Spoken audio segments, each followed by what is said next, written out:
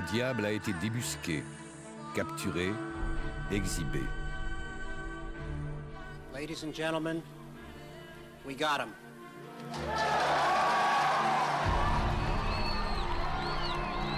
L'Amérique a eu raison de Saddam Hussein. Le tyran est déchu, l'Irak est en fête et le monde libéré du mal. Voici pour la légende, mais 40 ans de relation entre Saddam Hussein et l'Amérique racontent une toute autre histoire.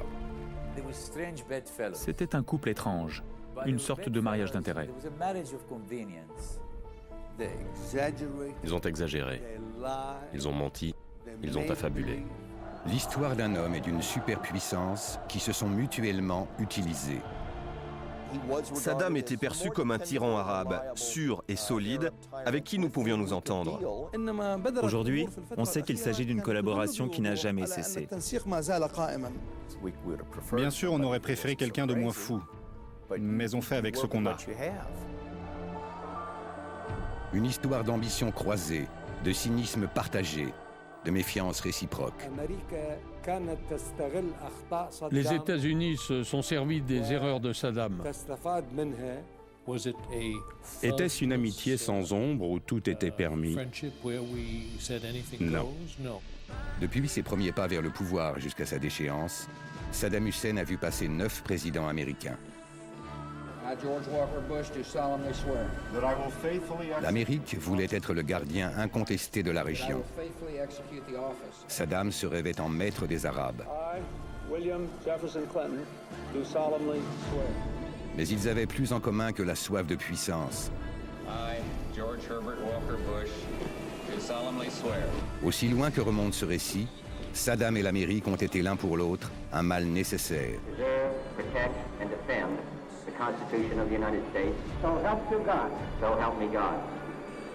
Voici l'histoire d'une tragique mésalliance.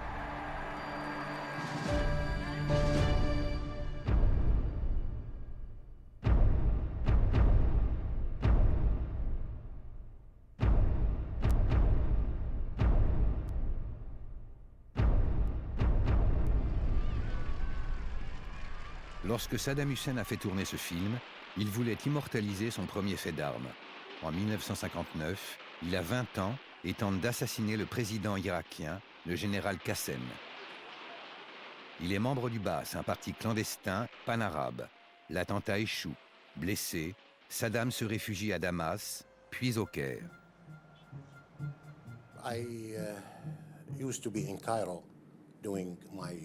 Je faisais mes études de droit au Caire.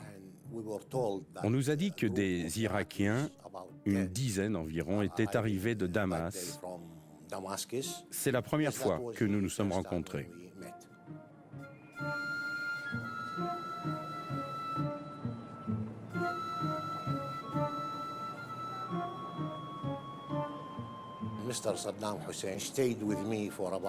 Monsieur Saddam Hussein a passé 3 ou 4 nuits chez moi. Ensuite, il a trouvé une maison à partager avec des amis. C'était un simple militant du parti Baas. Il n'occupait pas de poste de responsabilité. Mais je l'aimais bien parce qu'il était calme et qu'il ne parlait pas trop.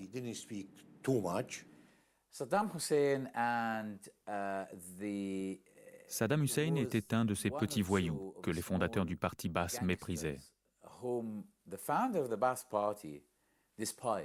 Mais certains cadres le considéraient comme quelqu'un sur qui ils pouvaient compter pour se débarrasser de leurs ennemis, pour faire le sale boulot.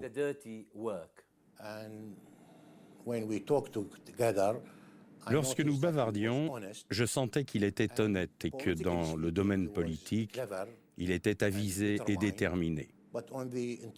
Mais d'un point de vue intellectuel, on ne peut pas dire que c'était un grand génie.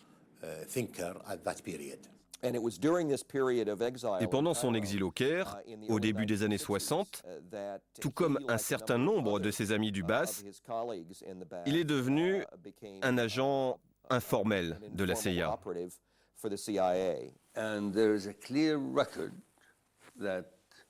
Il y a des preuves que le jeune Saddam s'est rendu à cette époque à plusieurs reprises à l'ambassade américaine au Caire. Les liens de Saddam avec les Américains en Égypte sont entourés de mystères. Mais il est certain que leurs intérêts convergent. Les communistes sont leur ennemi. La guerre froide fait rage, et à cette époque, le Moyen-Orient est l'un de ses fronts. Loin du Caire, Bagdad se réveille en état de siège. Nous sommes le 8 février 1963. Il était 8h30 pour être précis. J'étais dans la salle de bain et ma mère me dit « Il y a un coup d'État ». Le général Qassem est de nouveau visé. Très populaire pour avoir débarrassé l'Irak de la monarchie et de l'influence britannique, il s'est allié aux communistes. Face à lui, des officiers nationalistes et des militants du Baas. 4 ans après leur attentat raté, les compagnons d'armes de Saddam Hussein tentent une nouvelle fois leur chance.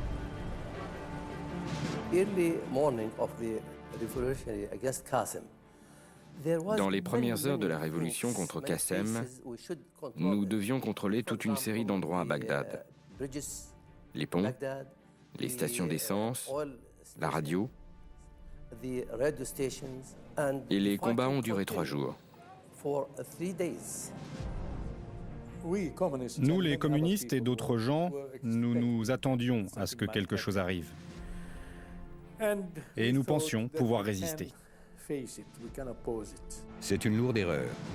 Ce sont les putschistes qui prennent le dessus. Ils capturent Qassem et le transfèrent dans les locaux de la télévision. Quand il est arrivé dans le studio, un homme posté à l'extérieur l'a frappé.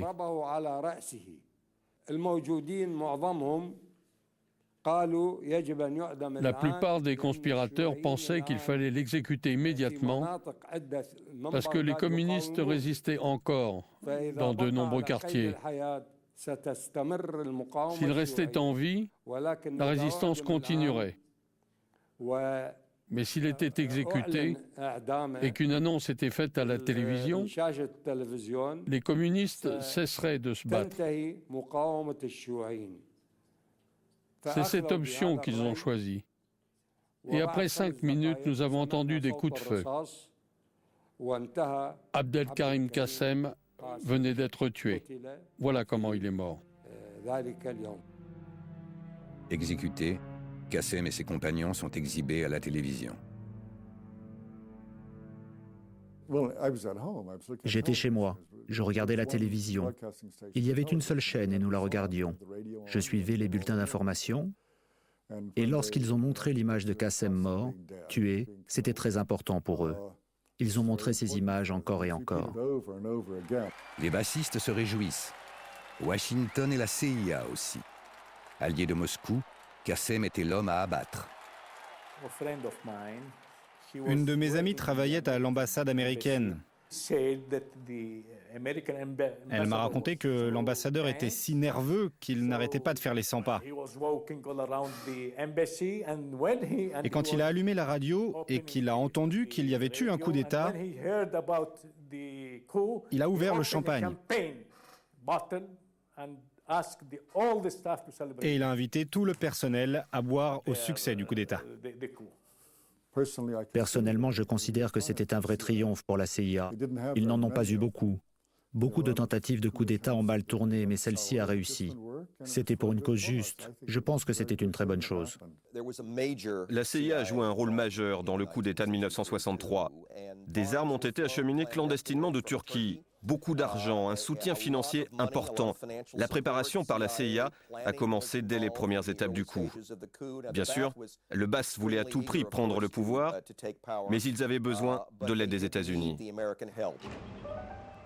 Après l'élimination de Qassem, la chasse aux communistes est ouverte. Elle fera des milliers de victimes. La CIA a été accusée d'avoir fourni des listes de militants à éliminer. Les responsables américains ont toujours démenti. Mais devant cette épuration, ils ne cachent pas leur contentement. La répression extrêmement sanglante des communistes à Bagdad était une bonne nouvelle pour Washington. Nos inquiétudes étaient grandes à propos des intentions soviétiques. Il ne faut pas les sous-estimer. Pour Saddam Hussein, la voie est libre. Du Caire, il rentre en Irak. Issu d'une famille pauvre d'une des régions les plus défavorisées du pays, il prend le coup d'État en marche. À 24 ans, il organise les services de sécurité du parti Baas et entame sa course au pouvoir. Après son retour à Bagdad, Saddam est devenu officiellement un tortionnaire. Il faisait peur, il n'avait aucune pitié, et c'est devenu un trait de son caractère. C'est devenu un de ses titres de gloire. Saddam était un dur.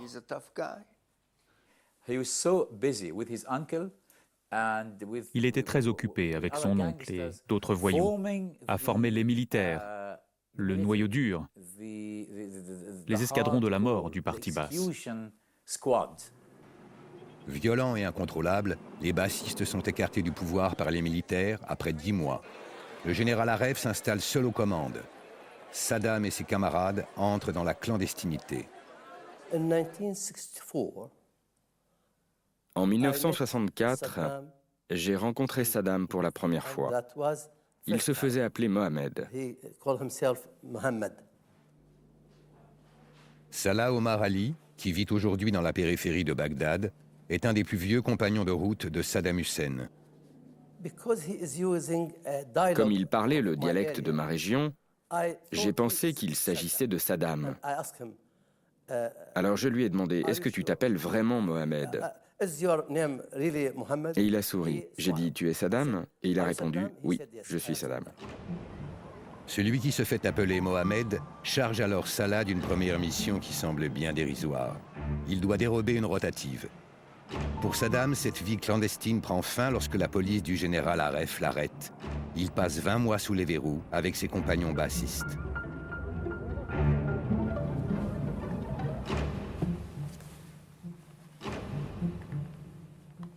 Sobi Abdelhamid est l'un des officiers qui ont écarté Saddam et les bassistes. Ironie de l'histoire, il est à l'origine d'une décision historique qui provoquera leur retour quelques années plus tard. Alors que Saddam est en prison, Sobi a été nommé ministre des Affaires étrangères.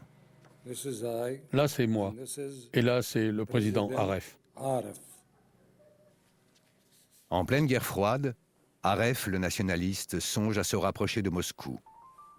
L'occasion se présente le 14 mai 1964. Une cérémonie marque en Égypte le début des travaux du barrage d'Assouan, financé par l'URSS. Le président Nasser a organisé une croisière officielle. Il a invité Khrouchtchev, le numéro 1 soviétique, et Aref, l'Irakien. Sobi organise à bord une première rencontre avec les soviétiques. À notre retour, des délégations irakiennes ont commencé à se rendre à Moscou pour signer de nouveaux accords. C'est alors que les Américains ont eu l'impression qu'ils allaient perdre l'Irak pour de bon. Nous avons choisi l'Union soviétique plutôt que les États-Unis.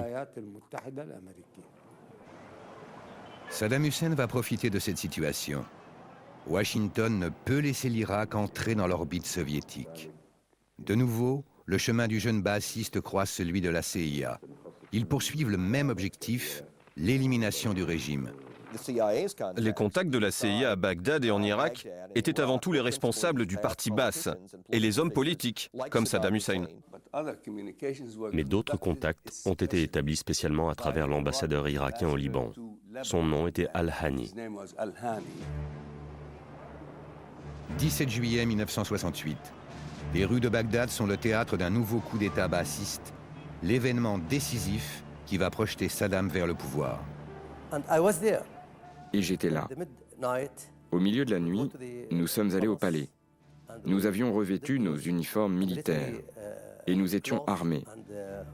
Une fois arrivés au palais, nous l'avons encerclé. Saddam était avec nous.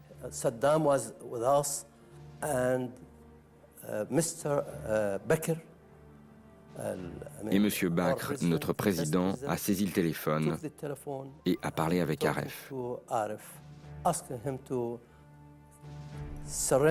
Il lui a demandé de se rendre et de venir au quartier général de la Révolution. Et il lui a donné, je crois, 5 minutes. Le président Aref se rend, et cette fois, pas un coup de feu n'est tiré. Avec le soutien des États-Unis, le parti Baas a pris le pouvoir. Sorti des rangs du parti, Saddam n'a pas encore 30 ans et devient le numéro 2 du régime. En l'espace de 18 mois, il est devenu vice-président et contrôlait 7 ou 8 des principales administrations du pays.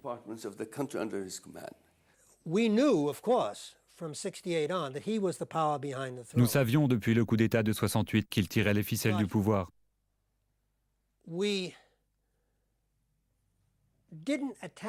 Mais ça n'avait pas une grande importance pour nous. C'était un type très brutal, très dur. Mais l'Irak avait la réputation de ne pas pouvoir être gouverné autrement.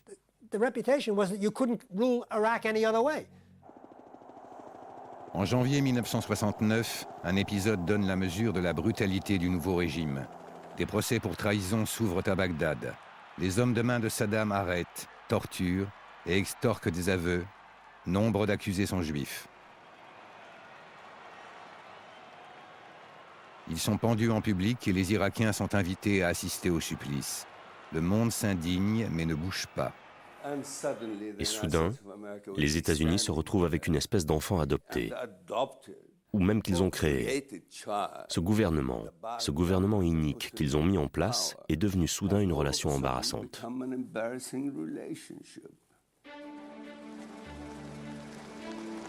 Les États-Unis font face à un régime équivoque. Le tandem Bakr-Saddam joue habilement de la rivalité entre l'Est et l'Ouest, sans jamais s'aligner ni sur l'un ni sur l'autre. Alors que la répression des communistes se poursuit à Bagdad, Saddam accompagne Bakr à Moscou pour signer un traité d'amitié avec l'URSS. La même année, il nationalise le pétrole. Et tout en dénonçant l'impérialisme américain, Saddam ouvre l'Irak aux entreprises et à l'influence occidentale. Dans les années 70, Saddam est devenu le symbole de la modernisation et de l'occidentalisation que beaucoup d'Irakiens souhaitaient. Il était habillé à l'européenne, il parlait d'éducation, de faire venir les Occidentaux.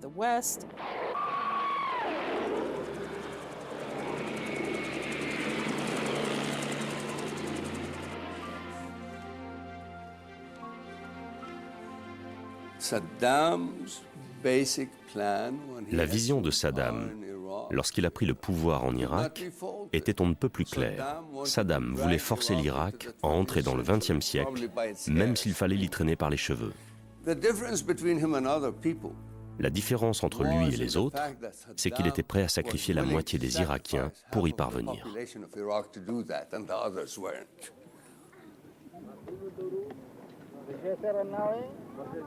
Terreur et bienveillance. Saddam Hussein cultive volontiers son double visage. Entouré de ses gardes du corps, il se met en scène sous l'œil complaisant des caméras officielles.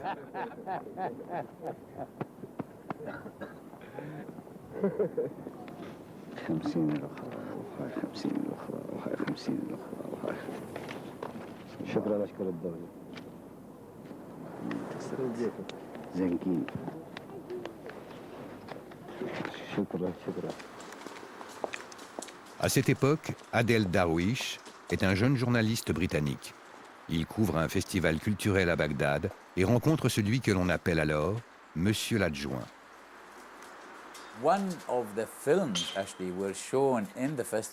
L'un des films qui était présenté à ce festival était Le Parrain, premier épisode, le film sur la mafia. Et je crois qu'une bonne partie de la conversation que nous avons eue a porté sur ce film, Le Parrain, et sur l'explication qu'en donnait Saddam, son interprétation des péripéties du film. Et tout cela n'a eu véritablement de sens pour moi que 20 ou 25 ans plus tard, à la lumière des développements politiques et de la manière dont il traitait ses opposants, et bien sûr, la manière dont il agissait avec sa propre famille. Face à ce personnage à la fois tyrannique et pragmatique, Washington ne sait pas sur quel pied danser. En apparence, nous donnions l'impression de danser d'un pied sur l'autre.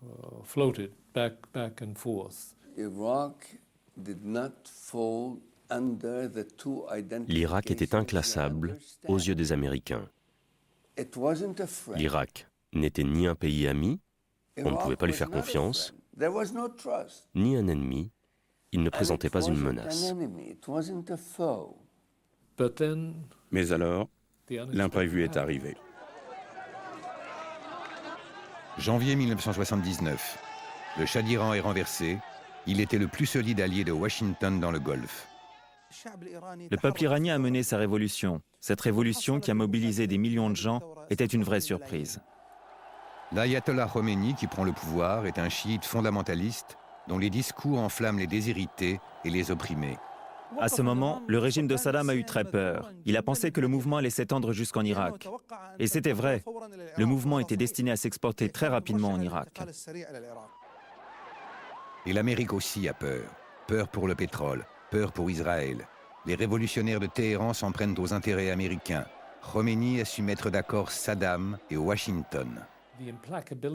Cette haine implacable des ayatollahs à l'égard des intérêts occidentaux et spécialement de ceux des États-Unis, c'est quelque chose que nous n'entendions pas de la part de Saddam. Au contraire, ce qui nous parvenait était un appel général de la part des Arabes qui nous disait « Soutenez ce leader ». Saddam avait un long passé de brutalité à l'égard des chiites, d'élimination des chiites qui sont une majorité en Irak. Il a montré ainsi sa véritable nature. Il a montré sa brutalité aux Américains. Ils ont dit « Voilà notre homme ». Il va se montrer parfaitement implacable. Il était considéré comme un mal acceptable. Face au danger islamique, Saddam Hussein consolide son emprise sur le régime. Le 17 juillet 1979, il écarte Bakr du pouvoir. Il le force à annoncer sa démission pour raison de santé.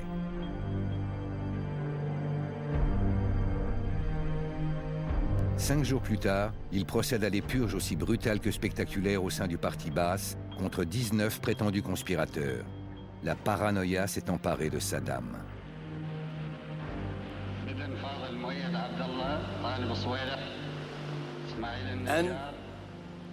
C'était écœurant.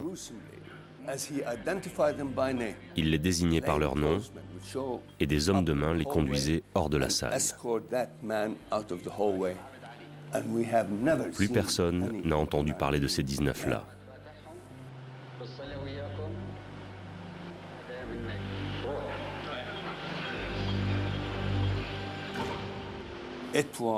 Ce fut pour l'Irak la nuit des longs couteaux.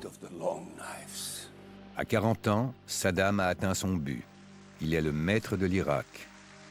Mais il ne s'arrête pas là. Il veut devenir le chef incontesté des Arabes. Une guerre contre l'Iran, affaibli par sa révolution, lui permettrait de satisfaire son ambition. Personne ne pourra plus l'arrêter. Pour Salah, le temps de la clandestinité avec Saddam Hussein est loin. En 1979, il est l'ambassadeur de l'Irak à l'ONU. Alors qu'il accompagne Saddam à Cuba pour une conférence, Salah croit encore que le conflit peut être évité. Il organise la rencontre de la dernière chance entre Saddam et le ministre iranien des Affaires étrangères. À la fin de la rencontre, Saddam m'a demandé mon avis. Et je lui ai dit, « Monsieur le Président, la guerre n'est pas une plaisanterie. Nous allons tout perdre et nous ne sommes même pas sûrs de gagner. Mais la décision est entre vos mains. » Il n'a rien dit. Pendant 2 ou 3 minutes, il est resté silencieux. Et puis il m'a parlé. Il a dit, « Écoute Salah, prépare-toi à l'ONU. Nous allons entrer en guerre. »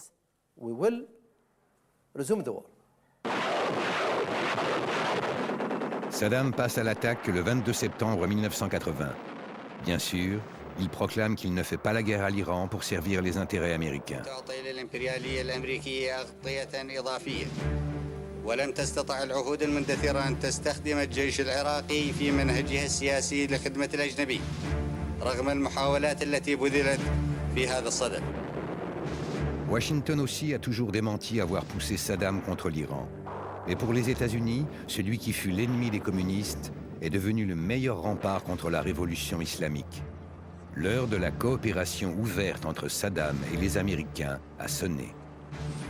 J'ai reçu un message du représentant irakien à Washington indiquant dès 1983 un intérêt à rétablir des relations diplomatiques complètes.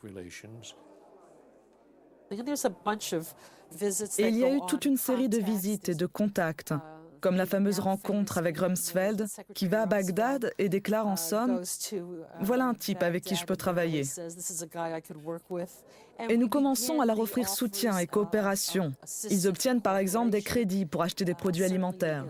Mais les Irakiens n'ont jamais été des partenaires faciles. Richard Murphy assiste à cette rencontre. De ses contacts avec Saddam Hussein, il conserve un souvenir ironique. Une des remarques de Saddam m'est restée à l'esprit. C'était une plaisanterie du genre « L'attitude des États-Unis à l'égard du tiers-monde est comparable à celle d'un paysan irakien lorsqu'il prend une nouvelle épouse. »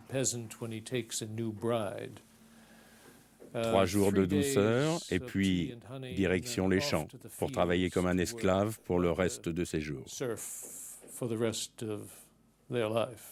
Richard Murphy s'est contenté de sourire.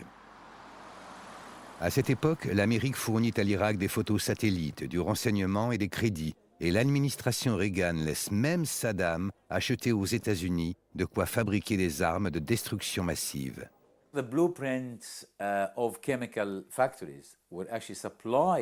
Des plans d'usines chimiques ont été fournis par des sous-traitants d'entreprises américaines pour aider les Irakiens à fabriquer leurs propres armes chimiques. Ce qui est intéressant avec les armes chimiques, c'est que la loi vous interdit de fournir les armes elles-mêmes, mais vous pouvez la contourner en fournissant les plans. Et aussi incroyable que cela puisse paraître, voici les plans d'une usine chimique, fournie par une entreprise américaine, en toute connaissance de cause, et avec l'approbation des États-Unis. C'est du cynisme à l'état pur. La guerre, qui a déjà fait des centaines de milliers de victimes, menace maintenant le flot du pétrole dans le Golfe. La marine américaine s'y déploie massivement. En 1987, un épisode tragique confirme que l'Amérique de Ronald Reagan est prête à tout pardonner à Saddam Hussein.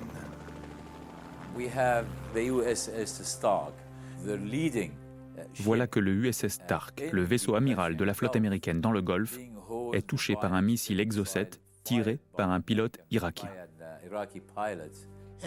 Et 37 membres d'équipage sont tués. Les Irakiens présentent aussitôt des excuses, ils disent qu'ils ont commis une erreur et indemnisent les familles des victimes.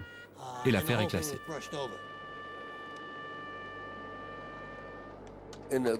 Dans des circonstances normales, un incident de cette nature ne provoque pas seulement de la colère ou des gesticulations. C'est une raison pour faire la guerre. Et pourtant, immédiatement, le gouvernement américain multiplie les déclarations pour dire « c'est un accident et les accidents arrivent en temps de guerre ». This event underlines once more the seriousness of the tensions that exist in the Middle East and the importance of trying to do something about them. L'indulgence des États-Unis est encore plus criante lorsqu'est révélée l'affaire d'Al-Habja.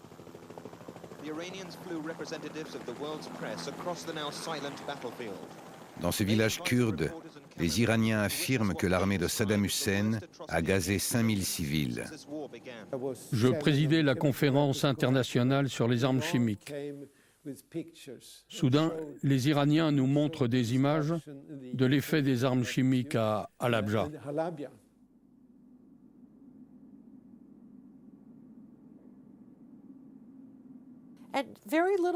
On a fait peu de cas de cette histoire en dehors du Kurdistan ou de l'Irak. Il n'y a pas eu grand-chose dans la presse, aux États-Unis et en Europe. L'Union soviétique est restée silencieuse, la France, les États-Unis. Tout le monde s'est tu. J'étais le seul délégué, la Suède. Et je sais combien ils étaient nerveux à Stockholm. J'étais le seul à avoir dit « Ceci est inacceptable et doit être condamné ». Silence absolu. Pas un seul des 35 pays participants à cette conférence, de ces pays dotés d'arsenaux importants, pas un seul n'a levé le petit doigt.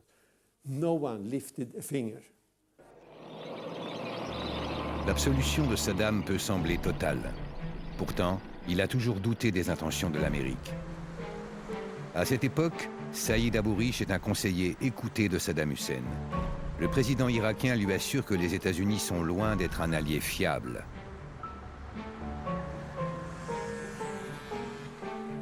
Saddam Hussein m'a dit très clairement que si les États-Unis voulaient faire cesser la guerre, ils en avaient les moyens. Mais ils voulaient qu'elle continue. Saddam était déçu, plus que déçu, affligé par le fait que le monde assistait sans broncher à cette guerre, à cette boucherie entre les deux pays. Une vente secrète d'armes américaines à l'Iran avait convaincu Saddam de la duplicité de Washington. L'affaire avait fait scandale aux États-Unis. Et le président Reagan avait dû dépêcher son sous-secrétaire d'État Richard Murphy auprès de Saddam Hussein. One difficulty Mr. Murphy had to explain away was why the United States had supplied arms secretly to Hussein's enemies. Mr. Murphy said there would be no repetition of that limited exception, and to back up his words, he gave the Iraqi leader a letter from President Reagan. C'est curieux, mais il n'y a jamais eu de protestation forte, violente de la part de Bagdad. Et la meilleure explication que j'ai pu trouver, c'est celle du cynisme. Voilà ce que font les grands pays. Ils ne respectent pas nécessairement leurs engagements et ne s'en tiennent pas à leur politique officielle. Le 20 août 1988, les canons cessent de tonner. Après 8 ans de combat, l'Irak est déclaré vainqueur.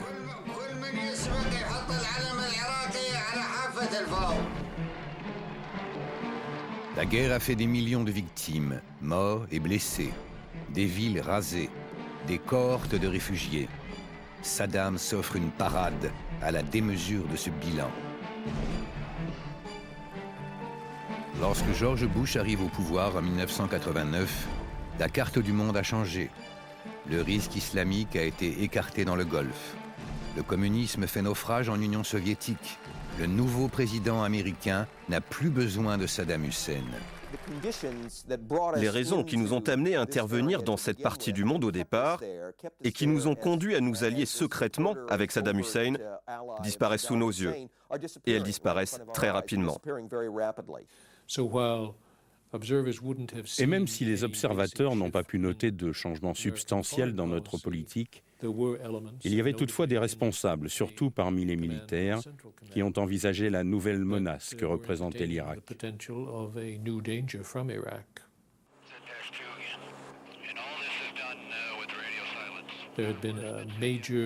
Il y a eu un important exercice militaire. Le commandant en chef était le général Norman Schwarzkopf, et il a changé les données de base du scénario des menaces contre les intérêts des États-Unis. Il a dit « Il n'y a plus de danger sérieux venant de l'URSS » et il a introduit le scénario d'une invasion du Koweït par l'Irak. Surarmé, Saddam Hussein est devenu menaçant. D'autant plus qu'il est aux abois. Après 8 ans de guerre, l'économie irakienne est exsangue. Et les voisins arabes ne font rien pour aider Saddam. Au contraire.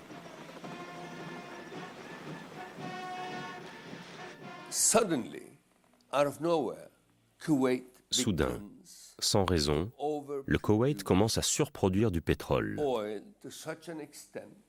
Et ils le font à un rythme tel que le prix baisse. Ils se sont mis à inonder le marché avec leur pétrole. À chaque fois que le pétrole baissait de $1, l'Irak perdait $1 milliard de revenus. Saddam Hussein convoque alors l'ambassadeur américain. Saddam a eu ce fameux entretien avec April Glaspie. Il a été très clair. Il a dit « Je ne peux pas continuer comme ça. J'ai besoin d'argent. Je dois renégocier mes dettes. Vous devez obtenir des Koweïtiens qu'ils arrêtent de jouer avec le pétrole. » Un dialogue s'engage, mais qui trompe qui? Saddam, qui assure qu'il n'a pas l'intention d'envahir le Koweït, ou Glaspie, qui affirme que les États-Unis ne s'en mêleront pas. L'ambassadeur Glaspie lui a répondu quelque chose du genre « Votre différend frontalier est une affaire qui vous regarde, on ne s'en occupe pas. »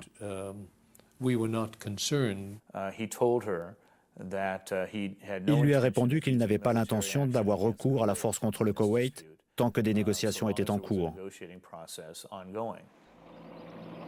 Mais Saddam a menti. Fort de ce qu'il croit être la neutralité américaine, il lance le 2 août 1990 une offensive fulgurante contre le Koweït. À l'Assemblée nationale irakienne, Saddam Hussein fait applaudir l'invasion. Pourtant, une question se pose immédiatement. En envahissant le Koweït, est-il tombé dans un piège américain? Certains milieux aux États-Unis étaient tout à fait d'accord avec les Koweïtiens pour affaiblir Saddam. Nous avons sapé le pouvoir de Khomeini et maintenant c'est au tour de ce type. Ce sont des théories du complot. Nous aurions voulu faire tomber l'Irak dans un piège pour voler son pétrole et pour stationner des troupes dans la région du Golfe pour toujours. C'est la thèse du complot. C'est amusant, mais c'est stupide. Mais malgré les démentis officiels, le Congrès américain exige d'en savoir plus et demande des explications à l'ambassadeur Gillespie sur sa rencontre avec Saddam Hussein. Elle dément, bien sûr, lui avoir donné un quelconque feu vert. Elle assure au contraire qu'elle l'a mise en garde. We foolishly did not realize that he was stupid, that he did not believe our clear and repeated warnings that we would support our vital interests. La controverse sur la théorie du piège reste ouverte. Mais poussé ou non à la faute, Saddam se croit encore maître du jeu.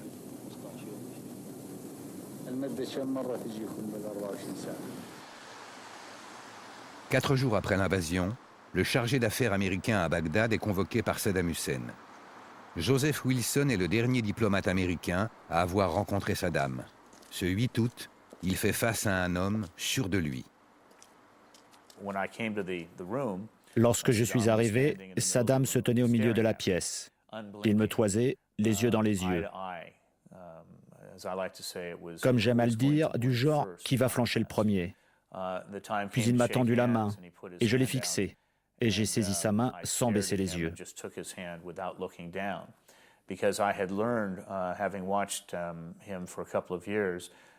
Je savais, pour l'avoir étudié pendant des années, qu'il créait une sorte de mise en scène destinée aux Irakiens. Il tentait de forcer ses visiteurs à baisser la tête devant lui au moment où il lui serrait la main. Alors je l'ai regardé et je lui ai pris la main. Saddam propose alors un marché à l'Amérique.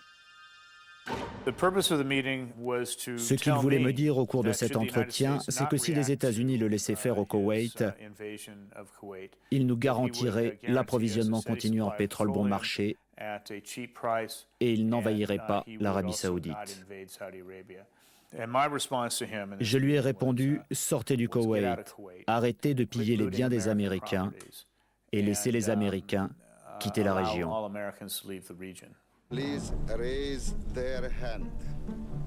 Saddam a déclenché une mécanique qu'il ne peut plus arrêter. Aussitôt après l'invasion du Koweït, l'ONU condamne l'agression à l'unanimité, puis vote le recours à la force. L'Amérique est déterminée à en finir avec celui qui a si longtemps servi ses intérêts. Saddam se retrouve soudain officiellement diabolisé. As was the case in the 1930s, we see in Saddam Hussein an aggressive dictator threatening his neighbors. Et le président irakien répond par des messages menaçants lus à la télévision.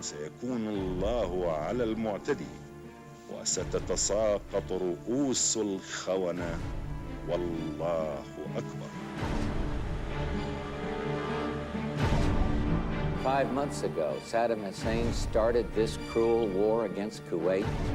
Tonight, the battle has been joined.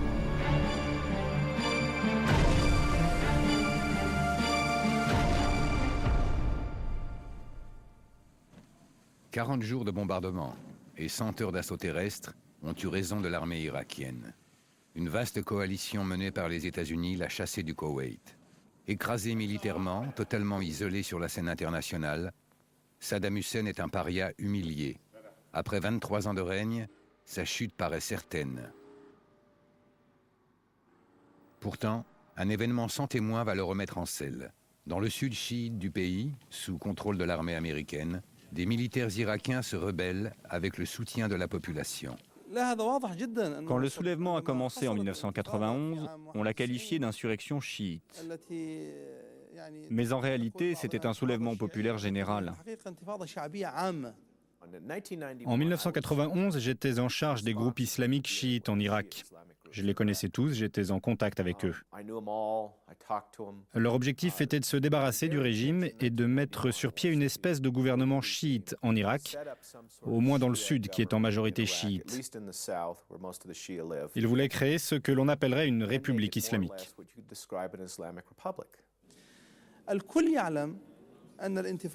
Tout le monde sait que cette intifada aurait pu faire tomber le régime. Elle a eu lieu partout, même dans les 4 régions sunnites. Elles ont soutenu le soulèvement et elles y ont participé. Cette insurrection avait été ouvertement encouragée par le président Bush.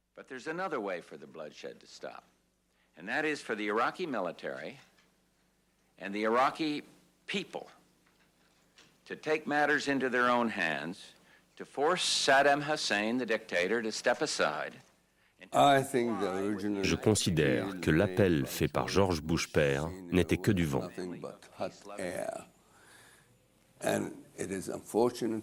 Et c'est malheureux pour ceux qui y ont cru.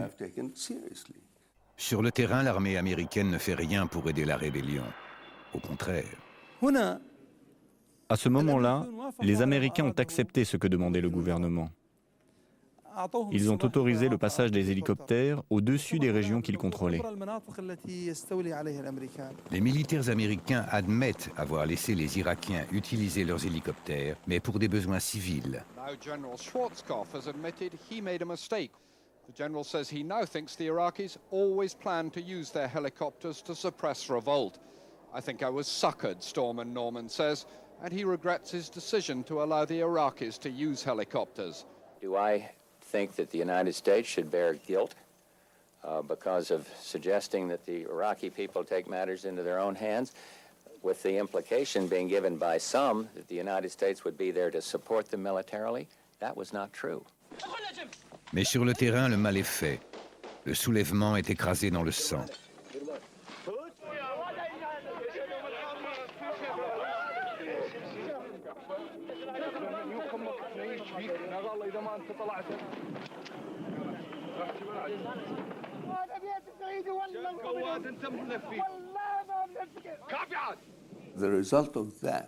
Le résultat, au moins 150 000 morts. Qu'est-ce qu'on aurait pu faire, à moins de s'engager dans une guerre totale dont personne ne voulait? L'Europe aurait été outrée. Est-ce que les Français auraient soutenu quelque chose comme ça? Je ne crois pas. Ils étaient trop occupés à renforcer Saddam et à protéger leurs intérêts, comme tout le monde protégeait ses propres intérêts. Nous avions peur de remettre en cause l'équilibre dans le Golfe entre les chiites et les sunnites.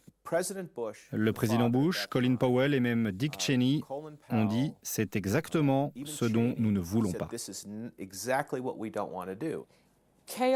Le chaos était toujours un risque qu'il fallait garder à l'esprit. Au cas où Saddam disparaîtrait, qu'est-ce qu'il remplacerait? Un régime dominé par quelqu'un de sa famille, par l'élite sunnite bassiste ou par une coalition? Le chaos.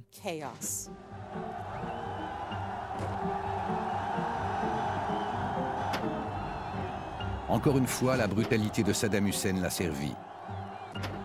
Face au risque de chaos, il est apparu aux yeux de Washington comme le seul recours, un gendarme pour l'Irak.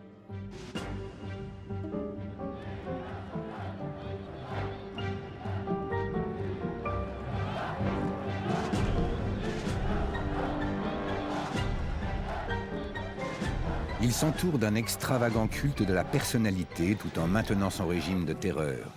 Il se forge l'image d'un croyant, mais élimine les religieux qui le critiquent.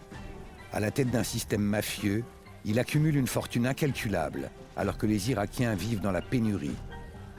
Saddam reste au pouvoir, mais sa survie tient en réalité à une lutte d'influence au sein de l'administration américaine. Et pour l'heure, ceux qui demandent sa tête ont perdu. À plusieurs reprises, des tentatives de coup d'État visent le régime irakien. Mais ces opérations prennent des allures de farce. Robert Baer, qui vit aujourd'hui dans le Colorado, a participé à l'une de ces missions. Entre septembre 1994 et mars 1995, nous avons envoyé une série d'équipes de la CIA. Et j'étais à la tête de l'une d'elles pour voir si nous pouvions monter un coup d'État.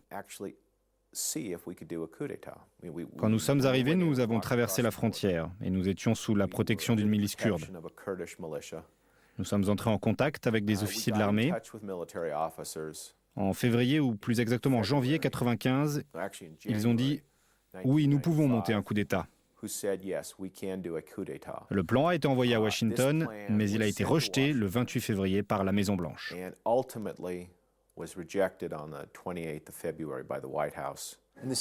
La CIA n'était autorisée qu'à mener de petites opérations.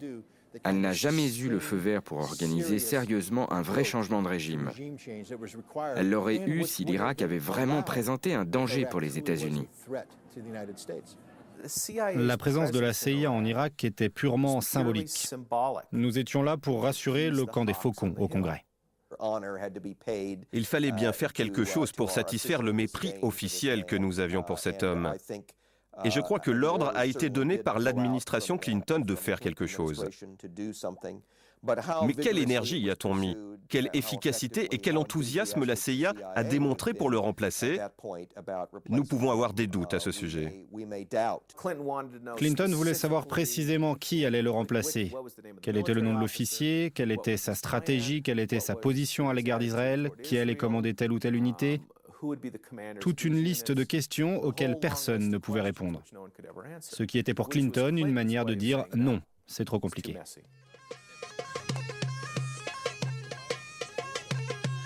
Saddam Hussein peut couler des jours tranquilles.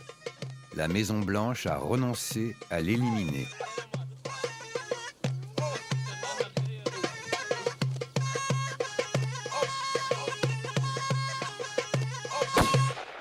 Une autre stratégie est en place, la mise sous tutelle de l'Irak.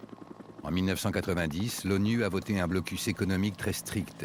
Officiellement, cet embargo restera en place tant que l'arsenal de Saddam n'aura pas été entièrement détruit. Les inspecteurs de l'ONU contraignent les Irakiens à coopérer et rapidement, ils ont la conviction que l'Irak n'est plus une vraie menace. Pourtant, les sanctions sont maintenues. Saddam reste sous surveillance.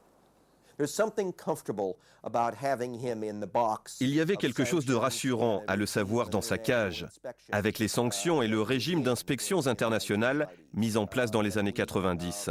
Et je crois que ça arrangeait tout le monde. Mais ce sont les Irakiens qui payent le prix des sanctions. Des enfants meurent faute de soins, les familles s'appauvrissent.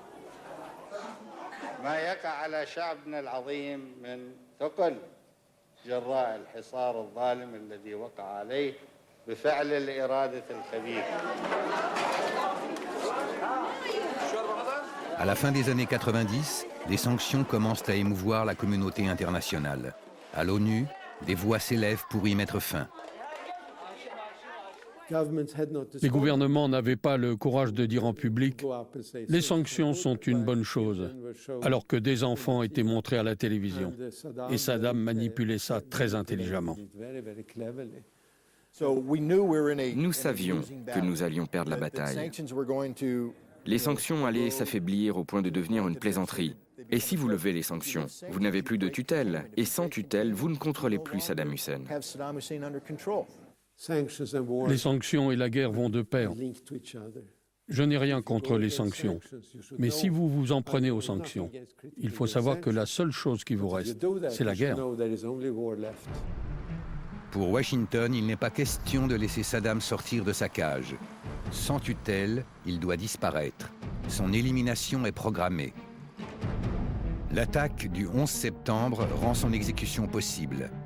La guerre contre le terrorisme va tout justifier. Washington fabrique de toutes pièces un dossier d'accusation. The war on terror involves Saddam Hussein because of the nature of Saddam Hussein, the history of Saddam Hussein, and his willingness to terrorize himself. Saddam Hussein has terrorized his own people. He's terrorized his own neighborhood. He is a danger.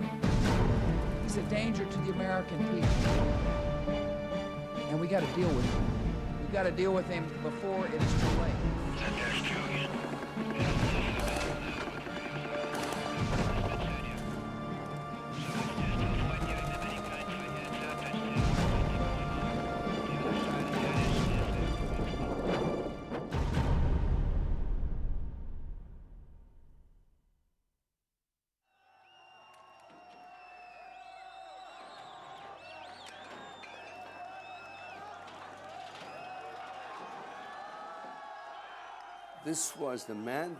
Voilà l'homme avec qui ils se sont cyniquement entendus aux dépens de la démocratie en Irak.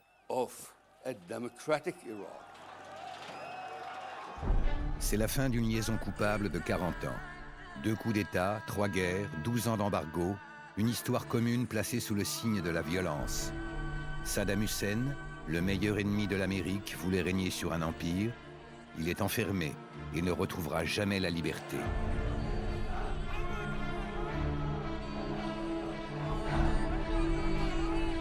Et les Américains sont prisonniers d'une aventure dont ils ne voient pas la fin. Ils y perdent leurs hommes chaque jour, ils y laissent leur âme. Les libérateurs sont devenus des occupants. Cette occupation honteuse est le prix de notre irresponsabilité pendant un demi-siècle.